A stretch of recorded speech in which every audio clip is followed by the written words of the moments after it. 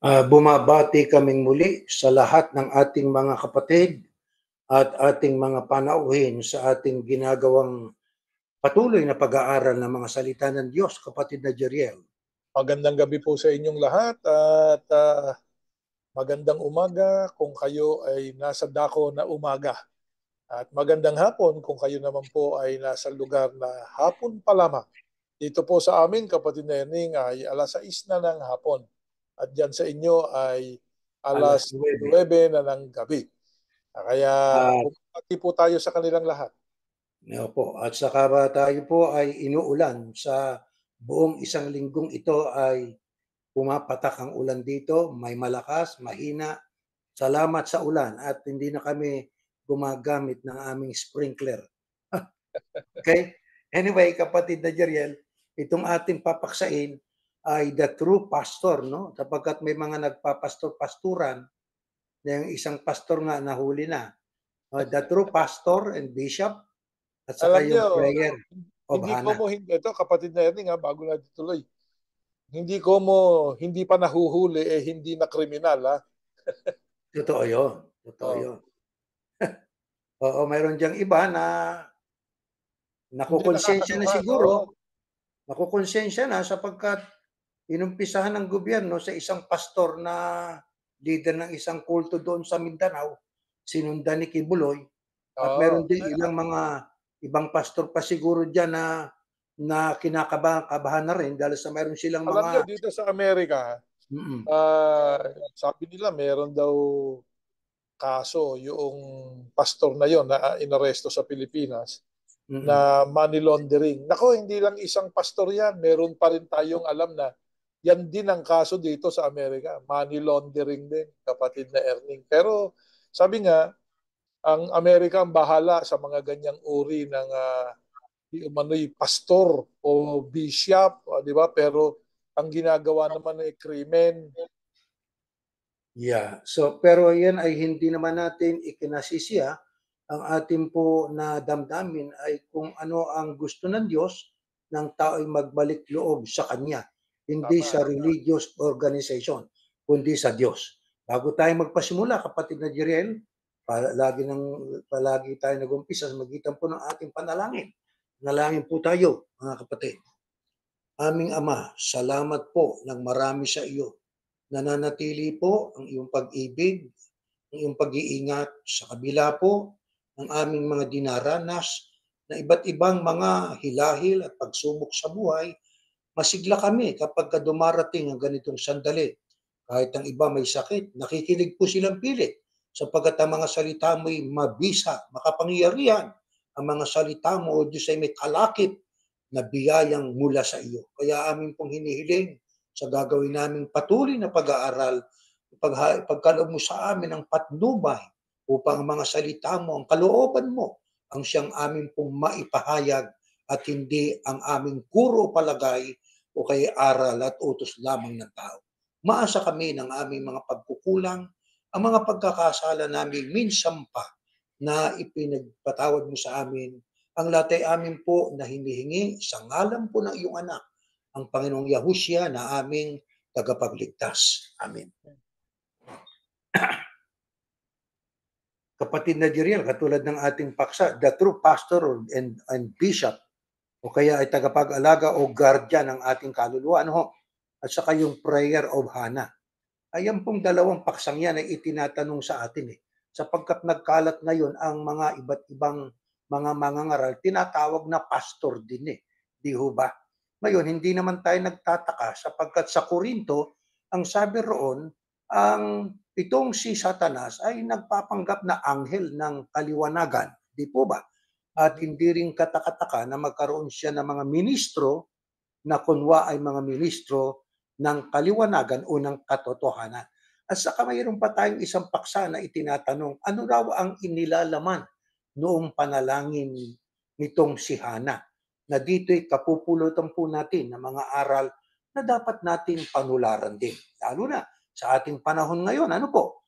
Ating alamin muna, kapatid na Jerel, ayon po sa Biblia, sa isinulat ng Apostol Pedro, sa unang Pedro 2:24 hanggang 25, sino pong ating tunay na obispo at pastor po ng ating kaluluwa o tagapag-alaga ng ating kaluluwa.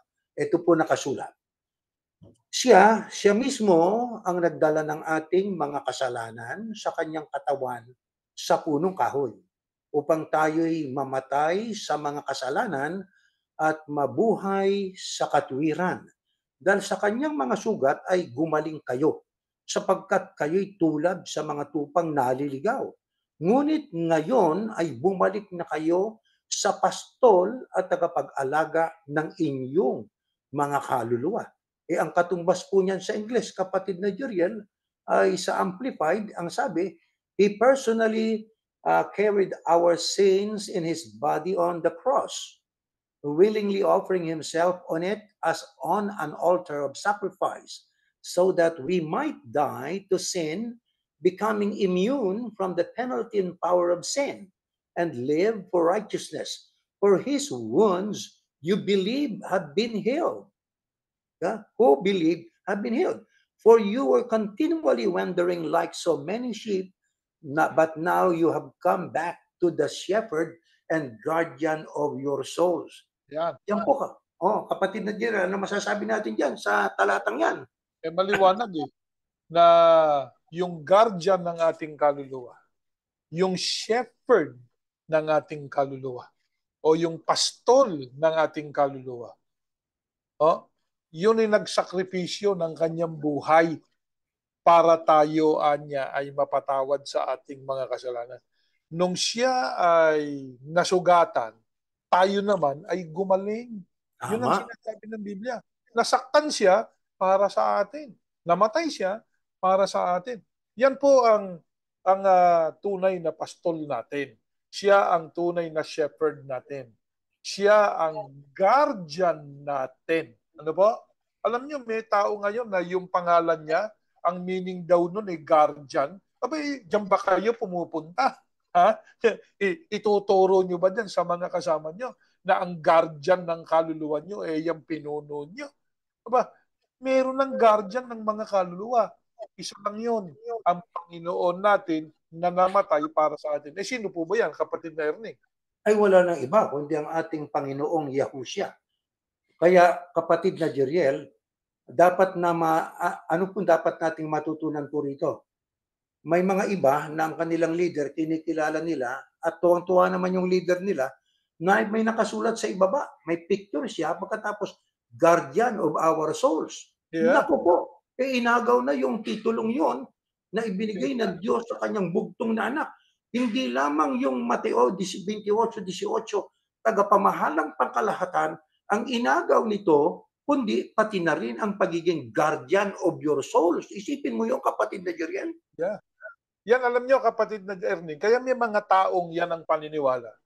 Kulang sa impormasyon eh. Yun. Jack of all trade ka pero master of none. Bakit? Kulang-kulang yung alam mo eh. Hindi mo kasi pinupunan ng kaalaman. Kaalaman o wisdom na galing sa Diyos. Kaya yung iba, kung ano-ano naiisip. Nandyan tawagin yung pinuno nila. He is the guardian of our souls. Kasi hindi nila alaman nakasulat dito eh. Sa Amplified na binasa natin eh.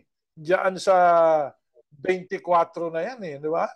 Sa 1 Pedro 24. O actually, nandun na sa 25 eh. Ang sabi diyan eh, yung ating shepherd at guardian of our soul, yun ang namatay para sa ating kasalanan.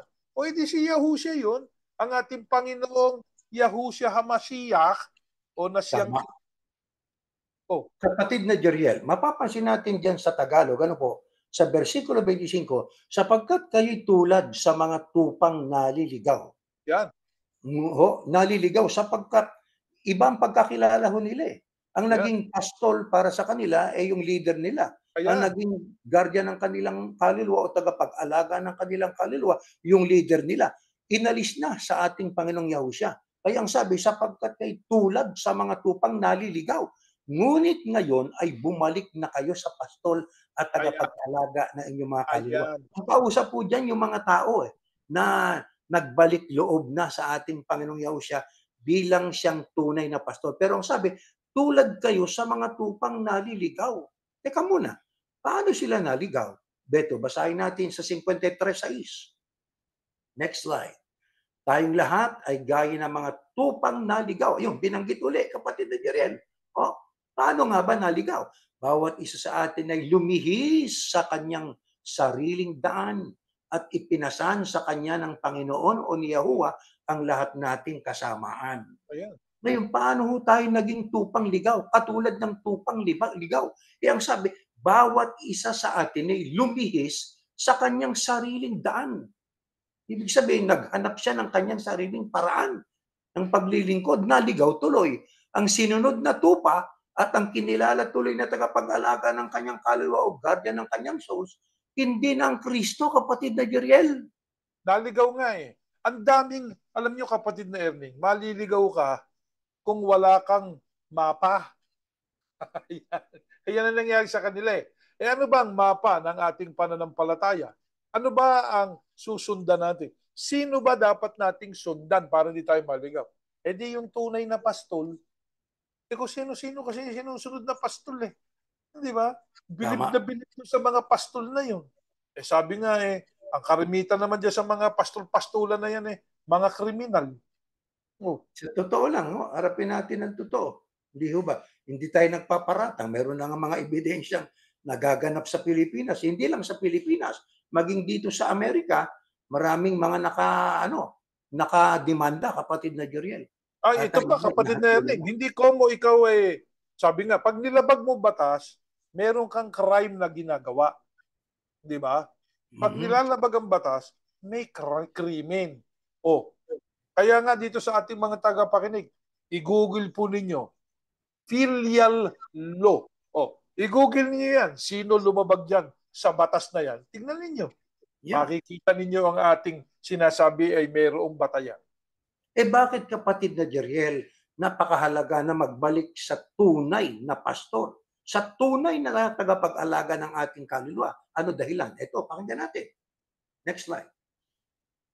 Ang lahat ng nauna sa akin, ang nagpapahayag po rito ay ang Panginoong Yahushua. Ano ho? Ang lahat ng nauna sa akin ay mga tulisan at mga magnanakaw. Subalit hindi sila pinakinggan ng mga tupa. Ang magnanakaw ay dumarating lamang upang magnakaw, pumatay, at pumuksa. Ako'y pumarito upang sila'y magkaroon ng buhay at magkaroon nito ng may kasaganaan. Ang upahan at hindi pastol. O papansinin natin yan. Ang upahan at hindi pastol at hindi may-ari ng mga tupa. Nang makitang dumarating ang asong gubat ay pinababayaan ang mga tupa at tumatakas. At inaagaw sila ng asong gubat at ikinakalat. Siya'y tumatakas sapagkat siya'y upahan at walang malasakit sa mga tupa.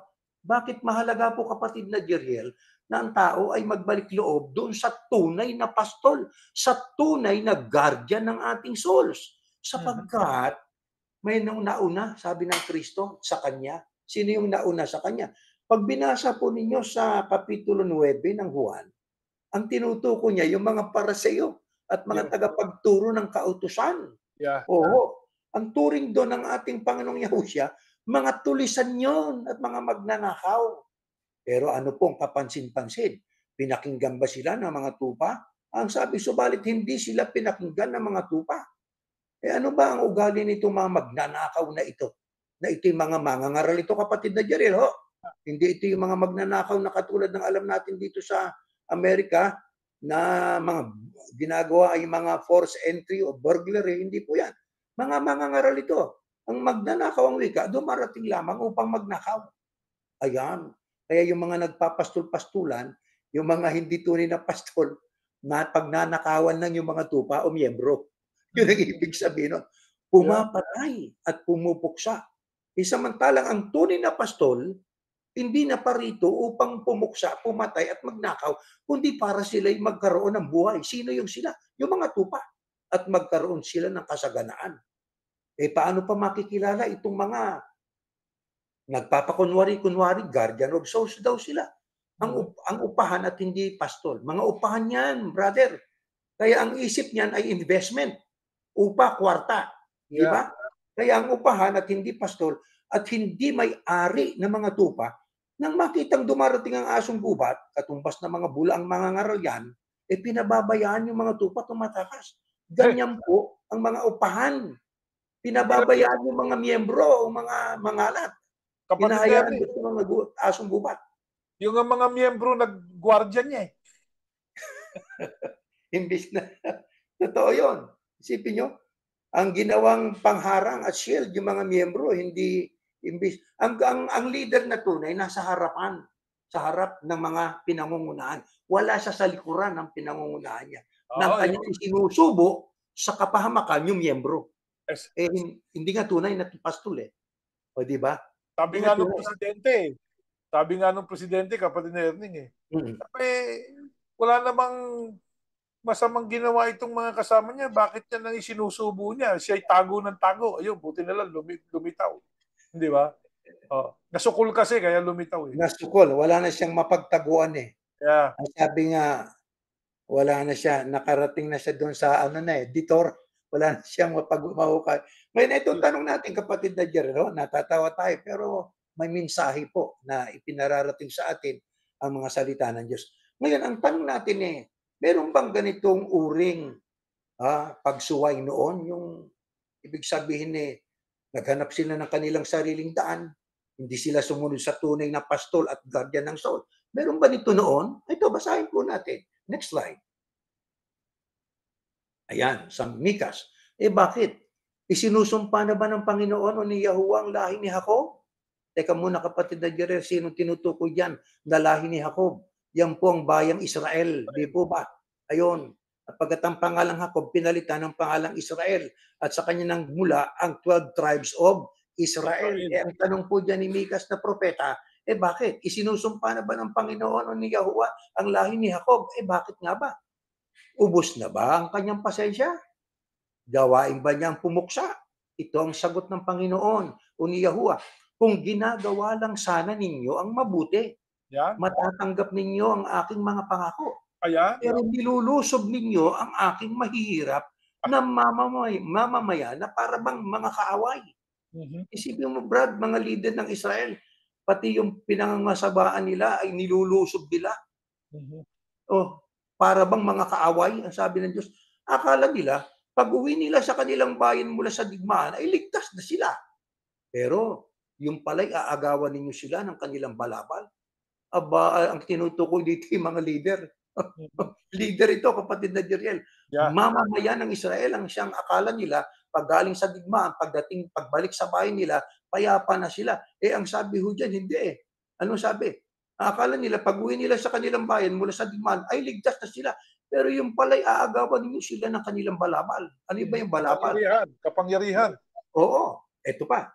Pinapalayas ninyo ang kanilang mga kababaihan sa mga tahanang minamahal nila.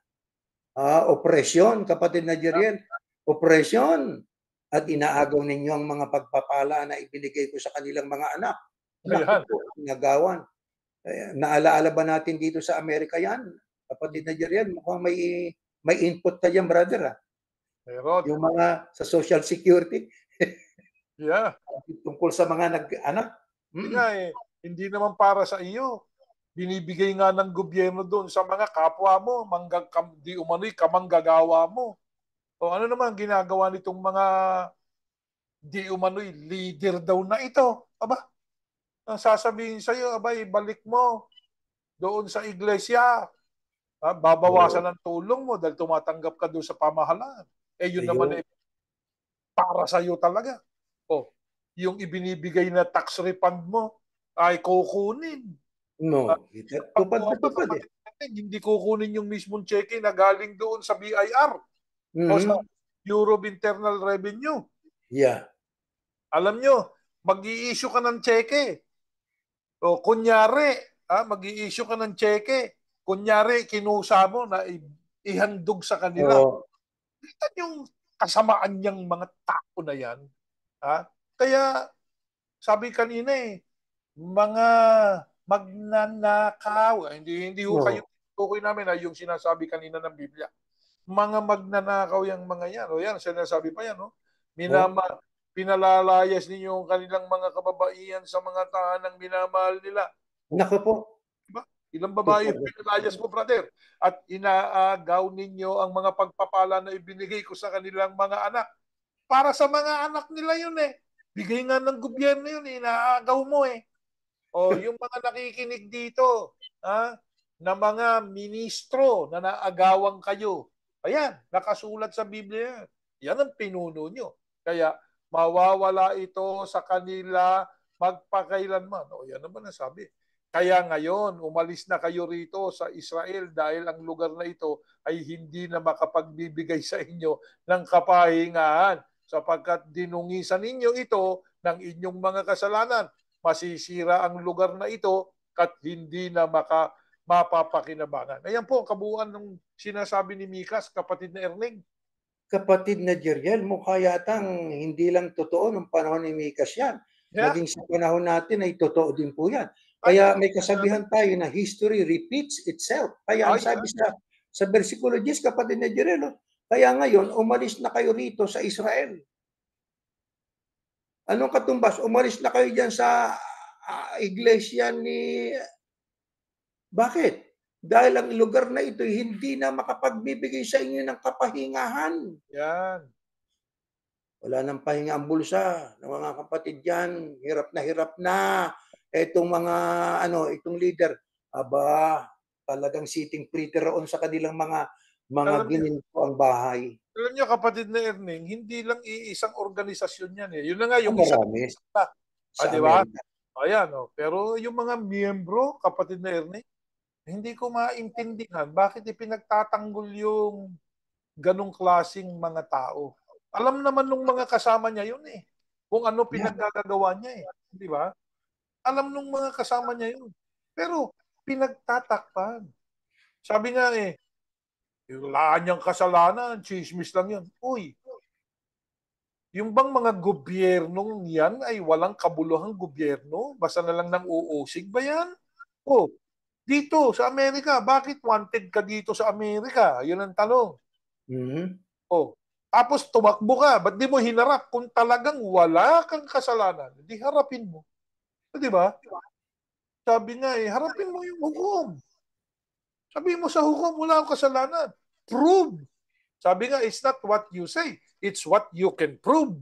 Oh, prove that I have committed a crime. O bakit tumatakbo? Kapatid na Erning, isa lang ang dahilan ng tumatakbo sa kaso. Mm-hmm. Ano yan? Takot sa katotohanan. Tagilid ang barko niya. Diba? Yeah, exactly. Meron siya talagang ginawa siguro at baka mahuli siya dito. Kaya, nako, yan ang problema dyan sa mga, dito sa Amerika, ilan na yung pastor na ganyan. O yung isa, sa Texas na huli. Dating Mormon yun, humiwalay sa Mormon. Oh, yeah, humiwalay. Di ba? Tapos nagtayo ng sarili niyang maliit na town doon sa Texas. Alam niyo sa Oregon meron din yan nung dekada 70. Oh, isang talagang ang gagaling ng mga miyembro, nakapagtayo sila talaga, kapatid na Erning, dyan sa Oregon. Nakapagtayo talaga sila dyan ng isang maliit na community. Yung pala puro kalasuan din ang alam. Yeah. Parang kapareho din yan. At yung mga miyembro doon ay mga namamalimos. Doon sa Portland, Oregon, dami nila nung araw dyan. Nabuwag na yun. Tapos ito ngayon, mabubuwag na rin yan. Yung isa naman, dinala niya yung kanyang mga miyembro doon sa Central America, di ba, sa South America, at doon ay nangagpakamatay lahat, pinainom ng lason. Naglason, yeah. Ngayon, itong mga bumaling sa kanilang sariling daan, ibig sabihin, hindi nakinig doon sa tunay na pastol. Ano? Yeah. Yan ang tema po natin. Katulad nitong binabanggit sa ni Mikas, itong mga taong ito, anong uring mga ngaral ang gusto nilang pakinggan? Itong bumaling sa kanilang sariling parang. Pakinggan natin. Next slide. Ito. Ang gusto ninyong mga ngaral ay iyong nangangaral ng walang kabuluhan. Manlilinlang at sinungaling. At ganitong sinasabi, sasagana kayo sa alak at iba pang mga inumin. Ano yan? Prosperity gospel. Prosperity gospel. Yan ang gusto nilang pakinggan, kapatid na Jeriel. Bakit? Yayaman. Bumaling sila sa kanilang sariling daan. Hindi pinakinggan ang mabuting pastol at gardyan ng ating mga kaluluwa. Kaya bumaling sila sa mga mangangaral na ang gusto rin ay kwartahan sila. Ang ipangangaral nila ay walang kabuluhan, manlilin lang at sinungaling at magtuturo ng prosperity Isipin gospel. mo, kapatid na Erning, sasabihin niya, ako ang anak ng Diyos. Lako po. Ang tapang ano, ha? Akin ang kaluluwa ninyo. Aba. Pero alam nyo, kahit, alam nyo, ang problema sa tao, kapatid na Erning, maraming tao gullible talaga eh. Si Satanas nga, may mga taong sumasampalataya kay Satanas nagtayo ng iglesia ni Satanas. May miyembro ba? Meron, marami. Isipin nyo tao, di ba? Naku, kaya talagang may paghuhukuman Diyos di ba? Yeah. Pero Diyos, napakabait na Diyos. Nakita nyo? Si Yahuwah ay napakabait.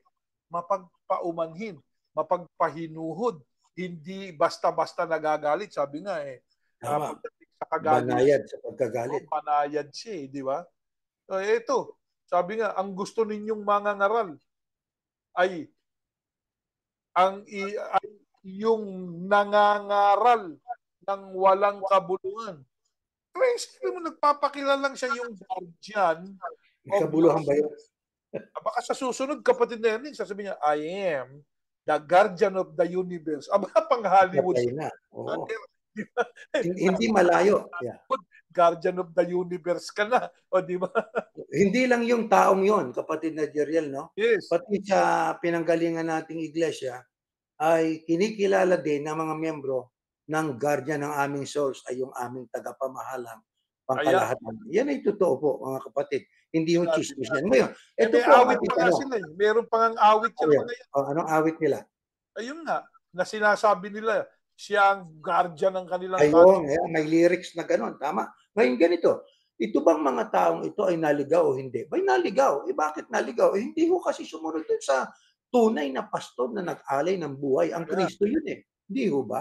Ang tanong natin, lahat ba naman ay naligaw? Lahat ba naman ay nadaya? Ito, next slide. Ito nakasulat. Ganito sa 2, 11, 12, 13. Sinabi ng Panginoon o ni Yahuwah, kayong natitira. Aba, may remnant, kapatid na Jeriel. Kayong natitirang mga mamamayan ng Israel at Huda, titipunin ko kayo gaya ng mga tupa sa kulungan o kawa ng mga hayop sa pastulan. Mapupuno ng mga tao ang inyong lupain. Bubuksan ko ang pinto ng lungsod na bumiyag sa inyo at pangungunahan ko kayo sa inyong paglabas. Ako, ang Panginoon na inyong hari, ang mangunguna sa inyo. Kung may naligaw man at marami ang bilang ng naligaw, sapagkat ang ginawa nila hindi nakinig sa tinig ng tunay na pastor at sa katagapag-alaga ng ating mga kaluluwa, kung sino-sino yung mga mangangaral ng kanilang pinakinggan, naligaw tuloy. Pero tanong, lahat ba naligaw? Aba, nung panahon ng Israel, hindi lahat. Sinabi ng Panginoon, kayong natitira, may remnant. Mga mamamayan ng Israel at Huda, ano gagawin ng Diyos? Titipunin ko kayo gaya ng mga tupa sa kulungan o kawa ng mga hayop sa pastulan. Mapupuno ng mga tao ang inyong lupain. Sasagana, dadami sa bilang. Sino? Yung natitirang tapat sa pagsunod sa Diyos. Sa mga huling araw na ito, ang sabi ng Panginoong Yahushua, maging doon sa Transfiguration, di ba? Lumabas doon, nakita ng mga apostol, 3 apostol, si Moises at saka sino pa? Si Elias at saka ang Kristo. Maya-maya, nawala yung dalawa, isa na lang natira. At ang sabi ng tinig, na yun ang tinig ng Diyos, siyang aking anak, siyang inyong pakinggan. Ano lamang ang itinuturo ng Transfiguration na yun? Aba, si Elias, so nagre-representa sa mga propeta. Si Moises nagre-represent sa kautusan. Yung tinatawag nating mosaiklo. Hindi na yon. Sa Transfiguration, nawala yung dalawa. Ang natira si Messiah, ang Messiah. Messianic period na. Kaya siyang ating dapat napakinggan. Di ba?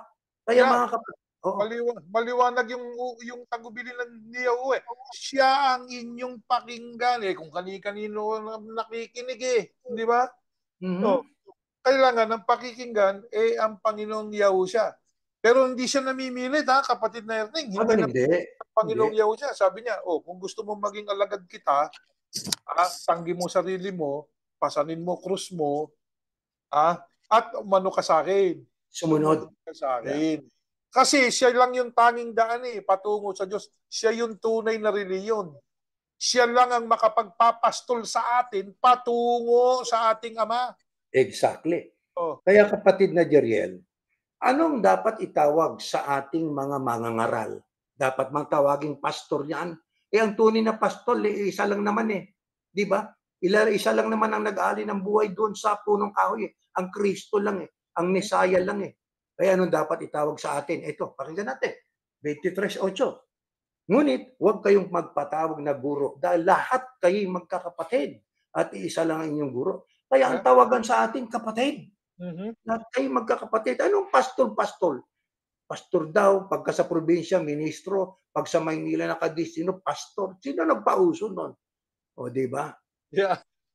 Yan ang aral at utos ng tao, tuntunin ng tao Samantalang ito, tinig ito ng ating Panginoong Yahushua. Ngunit huwag kayong magpatawag na guro. Sa ibang salita, pastol. Sapagat wala namang ibang tunay na pastor kundi ang Kristo lang Di ba? Dahil lahat kayo magkakapatid. Kaya sa atin, ang tawagan kapatid. Si Apostol Pablo nga sabi niya, ako'y ginawang ministro. Hindi siya ginawang pastor. Hindi, ministro. Hindi sinabing pastor na. Alam ni Pablo kasi, hindi siya. Ministro. Hindi naman sinabi, ako'y pastor. Ngayon, kapatid na Jeriel, ito, nabanggit ninyo si Apostol Pablo, no? Ano ang malimit na at posibleng mangyari sa samahan ng mga nangangaral? Kahit totoo pa yung pinangangaral nila, kapatid na Jeriel. Anong posibleng mangyari? Next slide. Sa Galatia. Pakibasa natin, kapatid na Jeriel. Noong dumating si Pedro sa Antioch, pinagsabihan ko siya ng harapan dahil mali ang ginawa niya. Sapagkat bago dumating ang ilang tao mula kay Santiago, kumakain si Pedro kasama ng mga hindi Hudyo. Pero nang dumating ang mga iyon, nagsimula na siyang umiwas at ayaw nang kumain kasama ng mga hindi Hudyo. Natakot siya sa maaaring sabihin ng mga Hudyong nagpupungilit na magpahalas o magpatuli ang mga hindi Hudyo para maligtas. Pati tuloy ang ibang mga kapatid na Hudyo ay nakigaya sa pagkukunwari niya. Ay, apostol. At maging si Bernabe ay napagaya na rin. Ayan, nako. Siya na rin, pati si Bernabe, di ba? Nang makita kong hindi na ayon sa katotohanan ng magandang balita ang ginagawa nila. Ito, sabi sino to nagsasalita dito? Si Pablo. Pinagsabihan ko si Pedro sa harap ng lahat. Bakit mo pinipilit ang mga hindi Hudyo na mamuhay na parang mga Hudyo? Ikaw nga mismo na isang Hudyo ay namumuhay na parang hindi Hudyo. Yan ang maaaring mangyari, kapatid na Erning. Yeah. Diba? Naganap yan doon sa panahon ng mga apostol. Merong, sino ba ang senior, kapatid na Erning? Pagdating sa seniority senior si Pedro Apostol. Kung inyong video muna. Ayan, nawala po yung video nyo Ayun. Sorry, ayan na. Yan na. Pagdating sa seniority sa ministeryo, si Pedro ay mapioneering yan kaysa kay Pablo. Yeah. Pero ang napuna kasi nitong si Pablo, nakikikain itong si Pedro sa mga hindi Hudyo, doon sa mga hintil. Noong makita niya na dumating yung ilang tao mula kay Santiago, ang ginawa niya, iniwan yung mga hindi Hudyo, umiwas. Baka siguro takot siyang mai-report. Maulat. Baka maulat. Kain ka kasi. Baka maulat. Kaya, natakot siya sa maaaring sabihin ng mga Hudyong nagpupumilit na magpatuli ang mga hindi Hudyo para maligtas. Yeah. Kasi ipinipilit ng ibang mga Hudyo, yun nga mga Judaizers. Yan yung mga Judaizers yan. Yan yung mga Hudyo na mga Pariseyo na sumampalataya sa Kristo. Pinipilit yung kautusan ni Moises at saka yung kautusan ng Kristo. Pinagsasama Yung Yung mga nagsasama-sama. Hudyong yan. Diyan natakot si Pablo. Kaya, Oo. Kaya ang kaya ginawa ni Pablo ay kanyang sinaway sapagkat pati itong si yung kasama ni Pedro oh, itong si Bernabe. Si si Bernabe, Bernabe napagaya na rin. ay O si Pedro napagaya pala na yun. rin kay Sabi ko Pedro kanina. eh. So bilang mananampalataya no si Pablo, hindi niya nakita yung seniority yung pioneering itong si Hindi. Pedro sa kanya. Ang nakita niya kasi ang propensity o tendency ng samahan na tunay ay yung bumaling sa mali eh. Yung humiwalay ka dun sa katotohanan eh. Eh yan po ang ginawa ni Pedro eh. Kaya ang sabi diyan sa talata ng Biblia ay maliwanag na ang sabi nitong si Pablo kay Pedro, bakit mo pinipilit ang mga hindi Hudyo na mamuhay na parang mga Hudyo? Eh, Yeah. ikaw nga mismo na isang Hudyo namumuhay na parang hindi Hudyo eh. Ibig lang sabihin, tinunan niya. Bakit? Sapagkat lumihis sa katotohanan. Ayan o, nang makita ko, sabi ni Pablo sa 14, nang makita kong hindi na ayon sa katotohanan ng magandang balitang ginagawa nila, sino yung nila? Si Bernabe, pati si Pedro. Pedro. Ayun, oo, si Pedro at saka si Bernabe. Mali nang ginagawa, sa Ebanghelyo eh. Pinagsabihan ko si Pedro, sabi ni Pablo, sa harap ng lahat. Isipin mo, lakas ng loob ni Oh, Pablo, kapatid na yeah. Jeriel. Yan din ang ginagawa natin ngayon, kapatid na Erning. Yes, wala nang iba. Yan ang ating layunin. Di ba? Wala tayong ibang layunin, kundi, teka muna, bumalik kayo sa katotohanan.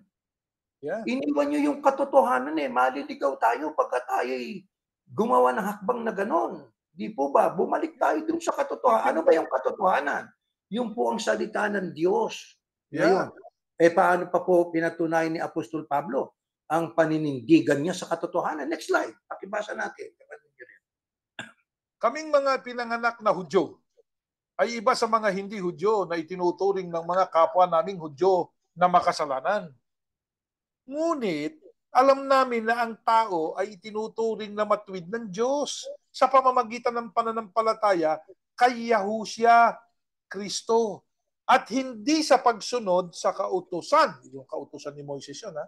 Kautusan ni Moises yan. Yeah. Kaya nga, kaming mga Hudyo ay sumasampalataya rin kay o sa Kristo Yahushua para maituring na matuwid sa pamamagitan ng pananampalataya at hindi dahil sa pagsunod sa kautusan. Ayan yung kautusan tinutukoy dyan, yung kay Moises yan. Sapagkat walang sino mang maituturing na matuwid sa pamamagitan ng pagsunod sa kautusan. Ngayon, kung lumalabas na makasalanan pa rin kami sa kagustuhan naming maituring na matuwid sa pamamagitan ng pakikipag-isa sa Kristo, masasabi bang ang Kristo ang dahilan ng pagiging makasalanan namin? Hindi. Ang liwanag nung pagkakasalaysa ni Apostol Pablo dyan, kapatid na Erning.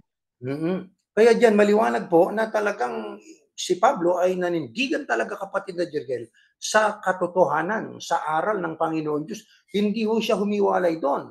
Kahit na yung mga pioneering sa kanya ay humiwalay sa katotohanan, pero siya nanindigan. Ang sabi niya, alam naman namin na ang tao ay tinuturing na matuwid ng Diyos sa magitan ng pananampalataya sa Kristo Hindi doon sa pagsunod sa kautusan. Ang tinutukoy niya, yung Mosaic Law. Kaya nga kaming mga Hudyo ay sumasampalataya rin sa Kristo, Yahushua, para maituring na matuwid sa pamamagitan ng pananampalataya at hindi dahil sa pagsunod sa kautusan. Kasi bakit?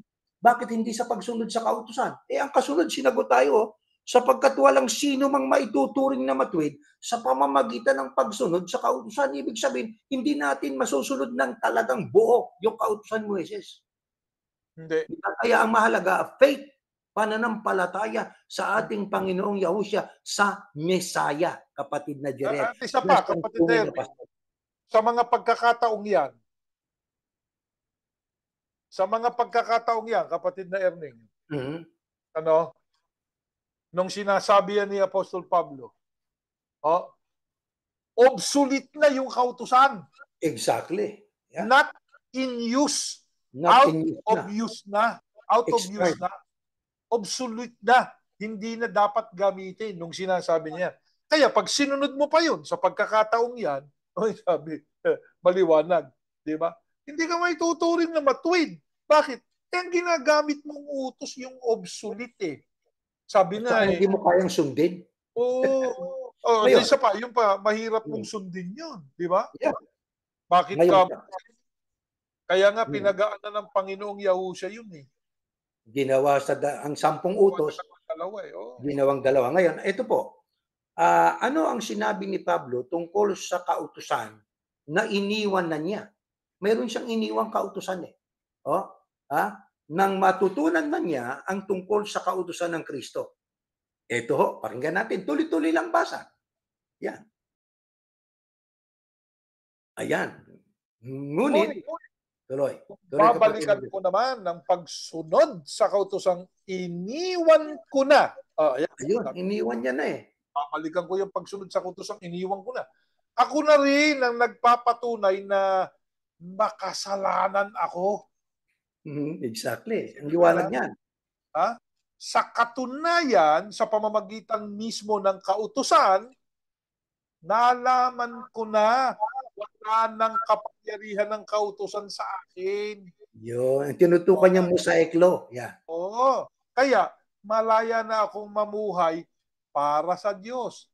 Namatay akong kasama ng Kristo sa krus. Hindi na Ayun. ako ang nabubuhay sa aking sarili, kundi ang Kristo na. Mm. Pamuhay ko ang buhay kung ito sa pamamagitan ng pananampalataya sa anak ng Diyos na nagmahal sa akin at nag-alay ng buhay niya para sa akin. Hindi ko Mhm. binabaliwala ang biyaya ng Diyos dahil kung maituturing na matuwid ang tao sa pamamagitan ng kautusan, walang saysay ang pagkamatay ng Kristo. Isipin mo ang salita ni Pablo niya. Oh, ayan, kaya yung mga bumabalik dun sa kautusan na dapat na nating iwan. Makasalanan ka, brother. O, di ba? Sabi ng mga ni Mhm. Apostol Pablo, pag yung iniwan ko ng kautusan, binalikan ko pa, eh mapapatunayan ko ako mismo, makasalanan ako. Kaya yung mga ministro o di umano ay tagapagturo ng pananampalataya na ang binabalik ang kautusan ay kautusan ni Moises. Brothers, mga makasalanan na gawa yan ayon sa nababasa natin. At hindi lang yan, kapatid na Jeriel. Kung yung kautusan ni Moises o Mosaic Law ay ikapagiging dapat natin sa harap ng Diyos. Aha. Eh, ang sabi ni Pablo, ang sabi niya, hindi ko binabaliwalang biyaya ng Diyos dahil kung maituturing na matuwid ang tao sa pamamagitan ng kautusan, yun ang Yeah. kautusan ni Moises o Mosaic Law, walang saysay ang pagkamatay ng Kristo. Ayan. Kaya parang ang kamatayan ng Kristo ay walang kabuluhan kung ang kautusan ni Moises ang siyang magiging daan para maging Yeah. matuwid ang tao sa harap ng Diyos. Isipin mo, kapatid na Erning, ang ginagawa ng tao, yung kautusan ni Moises na obsolete. Hindi ginagawa yung kay Yahusha. O hindi na bali, wala na nga yung kamatayan ni Yahusha. Exactly. Yun lang yun. Yun ang ibig Diba? sabihin nun. Mhm.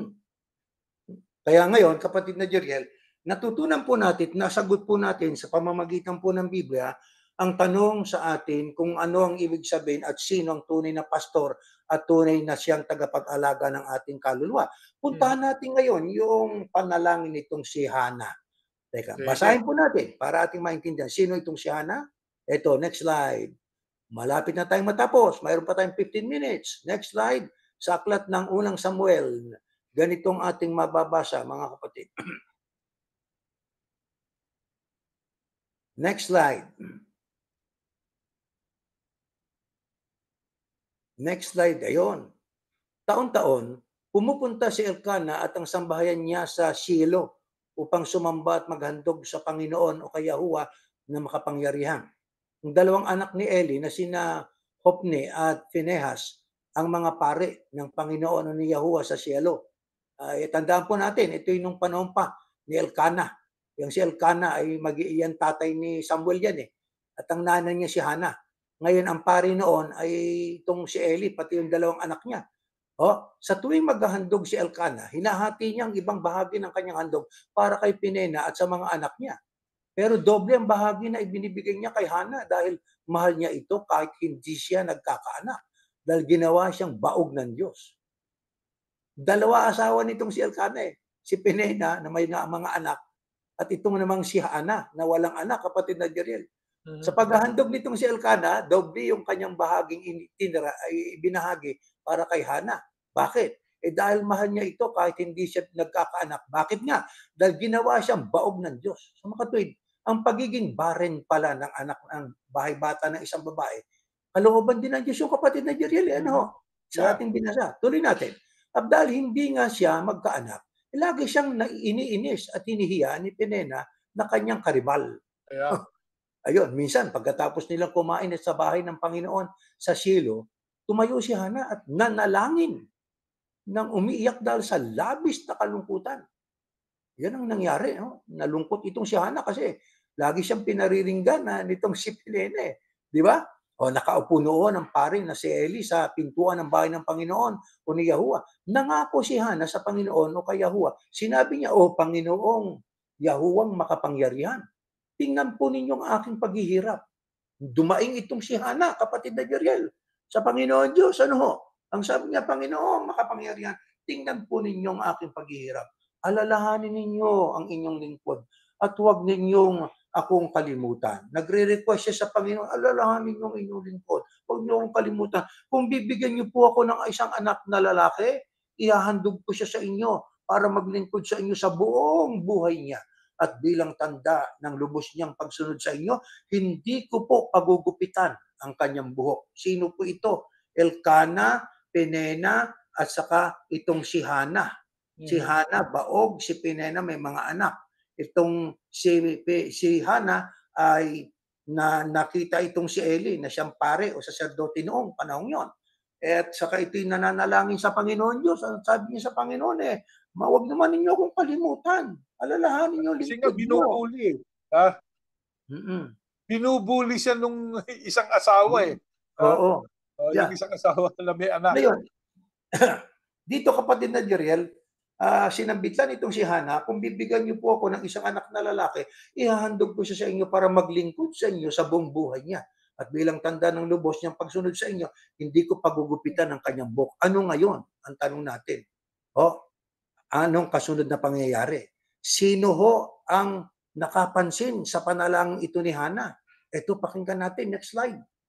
Konti na lang ito. Ilang talata na lang. Tapos na tayo, mga kapatid. Next slide. Sa 12:16. Habang patuloy siyang nananalangin sa Panginoon o kay Yahuwah, nakita ni Eli na bumubukang bibig ni Hana pero hindi naririnig ang kanyang boses. Inakala ni Eli na lasing si Hana.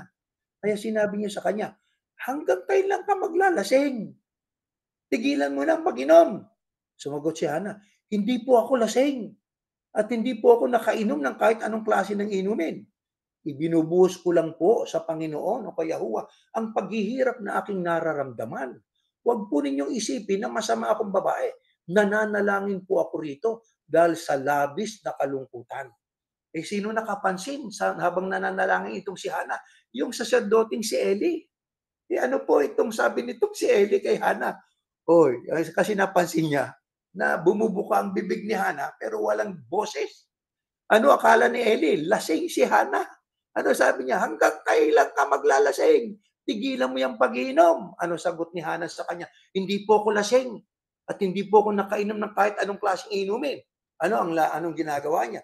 Nananalangin nga, pero panalangin espiritual, panalangin pang sarili. Kaya walang boses. Di ba? Ngayon, anong sabi ni Hana kay Eli? "Ibinubuhos ko lang po sa Panginoon." Ibig sabihin, kanya pong idinudulog ng lubos sa Diyos ang kanyang paghihirap. Kaya tayo, pag may paghihirap tayong nararanasan, gayahin natin si Hana. Yeah. Ibuhos natin sa Ama o sa Diyos o kay Yahuwah ang lahat ng nararamdaman po natin. Sapagkat may limitasyon ang ating kakayahan, may limitasyon ang ating damdamin. Kaya pag hindi na natin kaya, lumuhod sa Diyos, katulad ng ginawa ni Hana. Kaya ang tanong natin, ano ho ang ipinasya ni Eli kay Hana nung makita niya ang kanyang paglalagak ng tiwala kay Yahuwah. Ito, next slide. 17:20. Ayan, sinabi ni Eli, sige, umuwi kang mapayapa. Sana'y ipagkaloob ng Diyos ng Israel ang hinihiling mo sa kanya. Sumagot si Hana, salamat po sa kabutihan ninyo sa akin. Pagkatapos ay umalis na siya at kumain at nawala ng lungkot sa kanyang mukha. Kinabukasan, maagang bumangon si Elkana at ang kanyang pamilya at sila'y sumamba sa Panginoon o kay Yahuwah.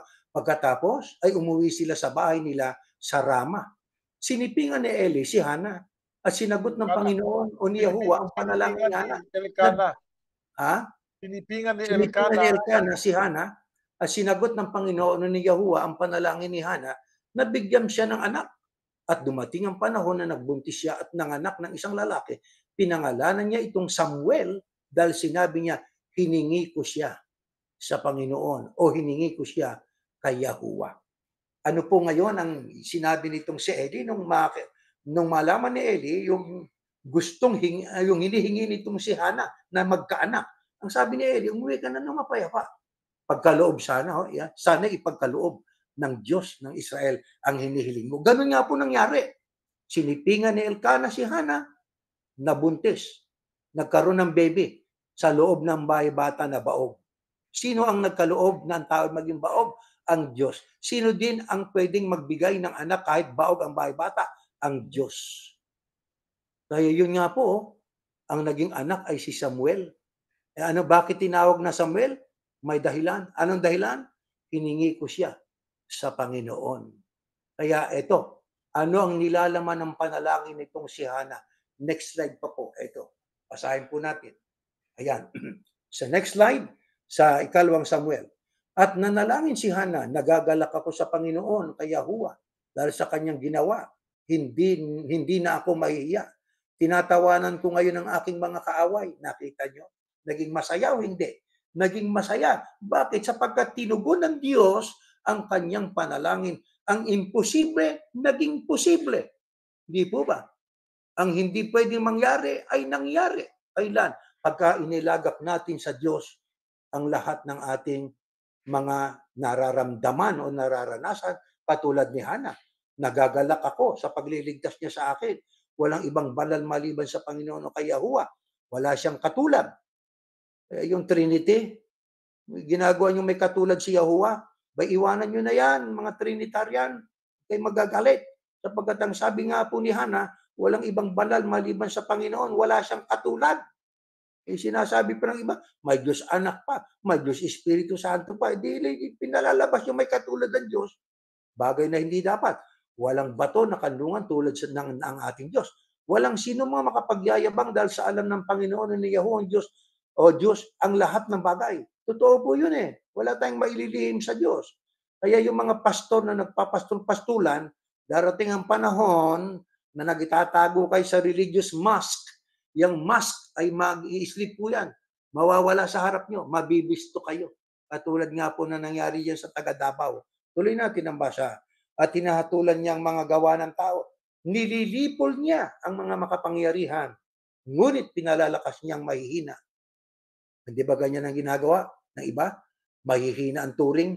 Pero pagka ang mahihinang yon ay pinalakas ng Diyos, kayong malalakas at makapangyarihan, hihina kayo. Ang sabi pa, ang mayayaman noon, ngayon, nagtatrabaho pa para lang. Ngayon, nagtatrabaho para lang may makain.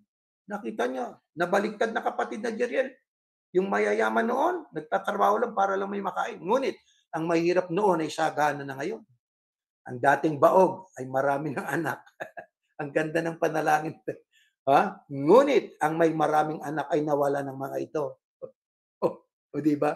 Kung katulad po ni Job, maraming anak na wala. Pagsubok naman yung kay Job. Ngayon, may kapangyarihan ang Panginoon o si Yahuwah na patayin o buhayin ng tao. May kapangyarihan siyang ilagay sila sa lugar ng mga patay o kunin sila roon. Hindi kataka-taka, pagdating ng ni Yahuwah sa alapap, hindi tayo dapat magtaka na tayo kukunin doon ng Panginoon Diyos. Di po ba? Doon mula sa Hades o sa Sheol o sa libingan at yung ng mga unang bubuhay maguli, kasama ng mga darat ng kay Yahushua na sumusunod kay Yahushua, sasalubong sa alapaap. Tuloy pa natin ang basa, may natitira pa. may kapangyarihan siyang ilagay sila sa lugar ng mga patay o kunin sila roon. Ang Panginoon o si Yahuwah ang nakapagpapadukha at nagpapayaman. Itinataas niyang iba at ang iba naman ay kanyang ibinababa. Kapatid na Jeriel, panalangin ni Hana ho yan, na diyan ay kanyang binibigyan ng emphasis ang kanyang pagtanaw at pagdakila niya sa Panginoon Diyos na si Yahuwah, sapagkat mula sa pagiging baog, nagkaroon siya ng anak. At mula sa pagiging tinutuya, ngayon siya'y natutuwa. Bakit? Sapagkat tinulungan siya ng ating Panginoon Diyos. Ang Diyos ang nagpapayaman, Diyos din ang nagpapadukha. May rason o walang rason? May rason, kapatid na Jeriel. Kaya tayo, wala kayong audio. Dapat ang mga bagay na ito alam ng tao. Pero hindi nila alam kasi hindi nagbibigay ng pagkakataon para mag-aral di ba?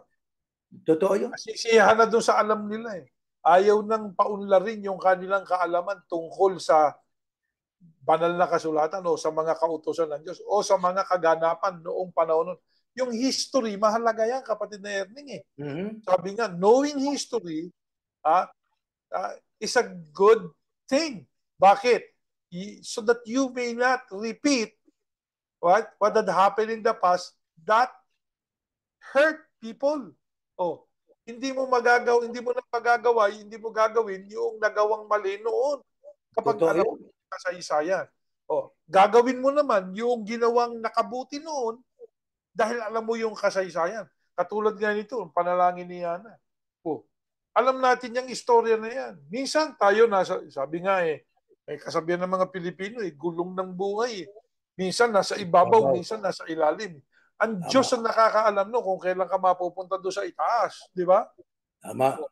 Gumugulong ang buhay Kaya lang, mahalaga na matutunan natin yung natutunan ni Hana na ang buong pagkatao niya ay tinalaga niya sa Diyos. Totoo yun. Sa kawalan ng pag-asa, kapatid na Ernie. Kawalan ng pag-asa. Binubuli na nga siya Di ba? Binibwisit na nga siya bakit? Dahil wala siyang anak. Nalulungkot siya. Pero pinasaya ba ng Diyos? Aba, opo. Pinasaya ng Diyos. Tayo may mga kalungkutan din sa buhay. Minsan nagkakasakit tayo. Pagka tayo merong sakit, di mo malungkot tayo. Pero kapag itatalaga natin sa Diyos ang ating buhay, mapapalitan yan. Maaaring sabihin nga ng isang manggagamot, di ba? Na, wala ka ng pag-asa Ihanda mo na sarili mo. Hindi. Ang Diyos lang ang nakakaalam noon. Kaya nga, minsan kung ano sinasabi ng mga manggagamot, kapatid na Ernie, sa akin lang, experience ko yan. Pag hindi mo ginawa ito, mamamatay ka sa ganitong pagkakataon, mamamatay ka na kagad. Tinanong ko sa manggagamot, teka, kailan mo ba dinideklarang patay na tao? Ano sagot? Ang sagot niya, pag wala ng pulso, pag wala na raw pulso at wala lang tibok yung puso. Sa mga tweed, hindi yung sakit ko makakamatay sa akin, kundi yung pagtigil ng puso ko. Yun ay oras. Nabigay ng Diyos. Sa relo, ang relo may tunog, tik-tak, tik-tak, tik-tak. Yung puso meron din. Tik-tak, tik-tak, tik-tak din. Di ba? Pag yung puso mo, dumating na dun sa oras na titigil siya, sapagkat yun ang tinakda ng Diyos, malusog ka man o hindi, titigil ka. na. Mamamatay tayo. Yan ang ating pananampalataya. Dapat ganyan tayo. Hindi kinalulungkot yun. Di ba? At kapag dumating sa buhay natin, yung ganong pangyayari, doon tayo masusubok. Exactly. Diyan tayo masusubok. Ito bang ating natutunan ito, i-apply natin? Subukan natin. Kasi naging kapaki-pakinabang yan kay Hana Di ba? Tama. At isa pa, ang mahalaga, ang pagtatalaga natin doon sa nagbigay ng buhay sa atin. Yun ang pagtitiwala natin. Siyang nakakaalam ang lahat ng bagay sa ating buhay. Wala nang iba. Lahat tayo ay darating sa punto, hihina tayo, mawawala tayo. Pero may pangako ang Diyos. sa mga nagtapat sa Kanya.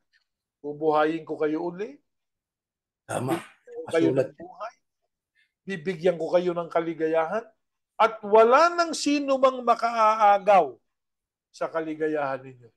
Pero paano natin magagawa yung kapatid na Ernie? Pabayaan natin yung itinalaga ng Diyos na siyang pinaka-guardian ng ating kaluluwa, ang ating sundin, ang ating payagang maging pastol natin. Exactly. Yeah. Huwag yung kung sino-sino na nangangailangan din ng pastor. Kayo namang mga ministro, tayong mga ministro, abay, wag naman nating pasunurin sa ating ulian yung mga lingkod ng Diyos. At wag nating ipakilala ang ating sarili na parang tayo yung Diyos. Pastor, yeah. Eh yung iba, hindi nga nagpapakilalang siya yung anak ng Diyos.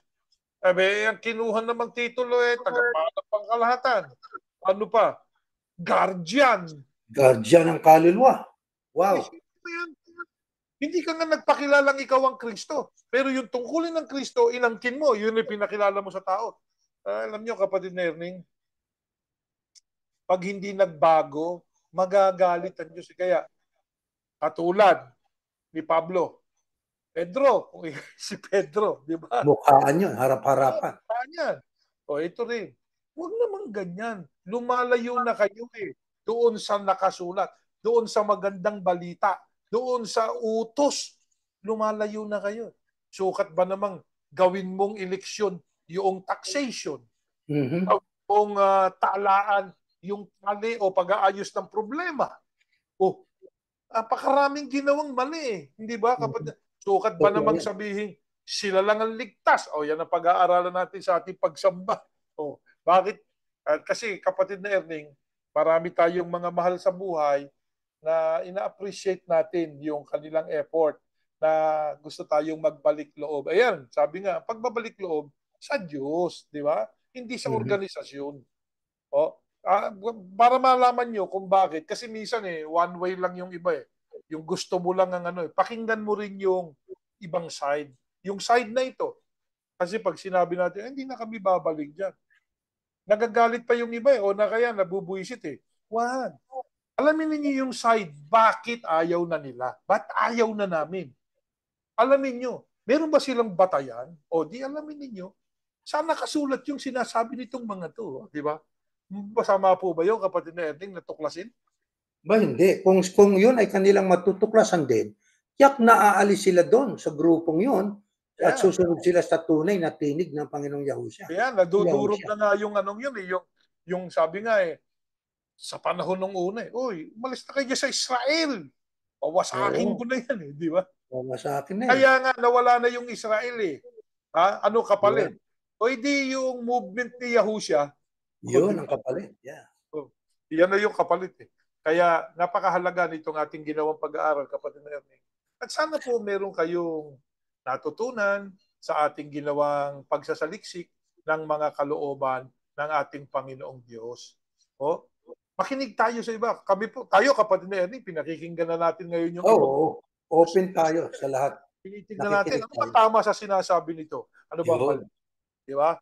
Hindi yung sino ba tama, kundi ang tinutuklas natin. Ano yung tama? Tama. Yan.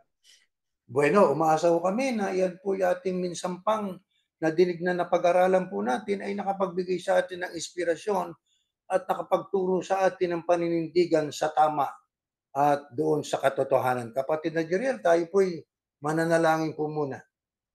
Ama naming Yahuwah, marami pong salamat sapagkat patuloy mo kaming tinuturuan. Ipinakikita mo sa amin ang iyong kalooban. Kung ano tama na dapat naming gawin. Tulungan mo pong maunawaan naming lubos ang iyong mga tagubilin. At ito ang aming sundin. Sinasampalatayanan po namin ang aming nabasa at narinig. Isa lamang ang tunay na pastor. Isa lamang ang tagapanguna at tagapangalaga ng aming kaluluwang inilagay mo, ang aming Panginoong Yahusha na siya naming tagapagligtas. Tulungan mo po na itong sampalatayanan ng lahat. Huwag ilagak ang pagtitiwala doon sa mga taong nagsasamantala. Kundi tuklasin kung ano ang talagang kalooban mo sa pamamagitan po ng pagbabasa, pakikinig at pagtupad ng iyong mga kalooban. Amen. Dinadalangin po namin sa iyo, Ama, ang lahat ng mga pinuno ng bansa. Oh. Bigyan mo pa ng kapayapaan ang mundong aming ginagalawan. Oh. Para po makapagpatuloy pa kami ng paglilingkod sa iyo at Oh. maipakilala pa namin ang katotohanan mo sa maraming tao sa mundo. Amen. Pakipaspasan mo na rin po yung mga pinuno ng iba't ibang relihiyon. Iisa lang naman po ang aming layunin at pakay. Matuituro ang iyong kalooban. Wag sanang matutukso na makurap ang iba sa pamamagitan ng kapangyarihan at ng salapi, kundi ang kanilang pagtalagahan papaano maibibigay sa tao ang iyong kalooban. Amen. Sumasampalataya kami, Ama, na dininig mo po ang aming panalangin. Pagpapalain mo po ang programang ito. Marating ang lahat ng mga nangangailangan ng iyong mga katotohanan. Amen. Upang kaming lahat ay magpatuloy sa pagpupuri sa iyo. Amen. Sumasampalataya kami, Ama, na dininig mo po ang aming panalangin. Inihiling po namin sa pangalan ng Panginoong Yahushua na aming tagapagligtas. Amen. Amen. Ano po, kapatid ni Eding, good Okay. night po at good night po sa lahat na nanonood sa atin sa programang ito. Okay, kapatid na Jeriel, meron akong ipadadala sa inyo. Apo, Message. Okay, sige po. Bye-bye. Good night. good night.